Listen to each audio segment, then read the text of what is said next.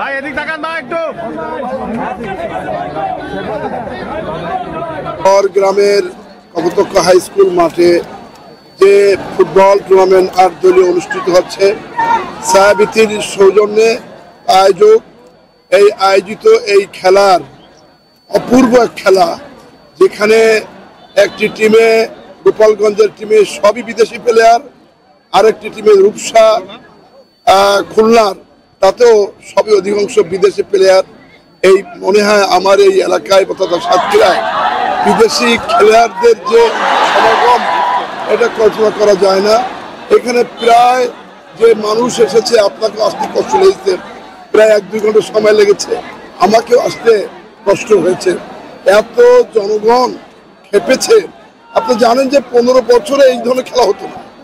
হাডলুক, তারপরে cricket, football, badminton, সকল খেলাগুলো অনুপস্থিত ছিল। আজকেও তাই আমি এই এলাকায় ফিরে আসার পরে আমি এই খেলার উদ্যোগগুলো নেই এবং স্বতঃস্ফূর্তভাবে হচ্ছে। কলারওয়াতে গত 23 তারিখে হয়েছে প্রায় এরকম 30,000 মানুষ। আর আপনি চারিদিকে তাকাই দেখেন, এখানে কোনো স্টেডিয়াম নেই, এখানে পরিবেশ নাই, তারপরেও শুধু সাতক্ষীরা মানুষ না, তালার মানুষ নয়, আশপাশের জেলা থেকেও এসেছে এই খেলাকে উপভোগ করার জন্য। এবং এই সুদর্শন পরিবেশ, চমৎকার পরিবেশ, এটা ঝলক লাগানোর মতো পরিবেশের খেলা হচ্ছে। এই খেলায় আমরা সবাই উপভোগ করছি, কিন্তু একটা জায়গায় আপনার প্রশ্নের সাথে একমত যে সেই পরিবেশটা আমরা দিতে পারছি না। আমার মনে হয় ওর রাস্তাগুলো জাম হয়ে আছে। যে এই ব্রিজটা আমার করা ছিল 2004 সালে, এটা 50 বছরের দাবি ছিল। তালার পরে কপোতাক্ষের ব্রিজ, এটা আমি করেছিলাম।